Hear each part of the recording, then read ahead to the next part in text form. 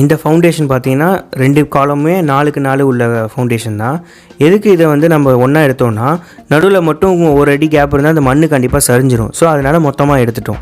இப்போ கடைசி இருக்க காலத்தில் வந்து நம்ம 2 மேட்டு போடுறோம். எதுக்காகனா இந்த காலம் வந்து லேண்டோட கடைசியில் வருது. ஸோ அப்போ நம்ம கீழே 4க்கு 4 எடுக்கும்போது பக்கத்து லேண்டோட கீழே வந்து நம்ம வந்து எடுக்கிற மாதிரி இருக்கும் அவங்க லேண்டில். ஸோ அதனால் இந்த ஃபூட்டிங்கை எசென்ட்ரிக் ஃபூட்டிங்னு சொல்லுவாங்க. ஸோ இதை வந்து நடுவில் காலத்தை நிப்பாட்டாமல் பார்த்தீங்கன்னா தெரியும், இந்த நடுவில் காலத்தை நிப்பாட்டாமல் சைடில் நிப்பாட்டியிருப்போம். அதாவது சைடில் இருக்க மேட்லேருந்து ஒரு அடி தள்ளி நிப்பாட்டியிருப்போம்.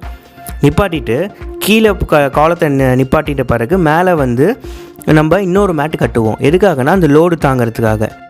இந்த டிசைன் எல்லாமே நம்ம வந்து இந்த சாயில் டெஸ்ட்டுக்கு ஏற்ற மாதிரி ஸ்ட்ரக்சரல் பண்ணி நம்ம எடுத்தது. இந்த மாதிரி ஸ்ட்ரக்சரல் பண்ணி பண்ணுறதுனால நம்மளுக்கு காஸ்ட் சேவிங்கும் இருக்கும். கட்ட முடியாத இடத்துல நம்ம டிசைன் பண்ணும்போது அந்த இடத்துல இந்த காலமோட லோடு தாங்குமா இல்லையான்னு செக் பண்ணிக்கலாம்.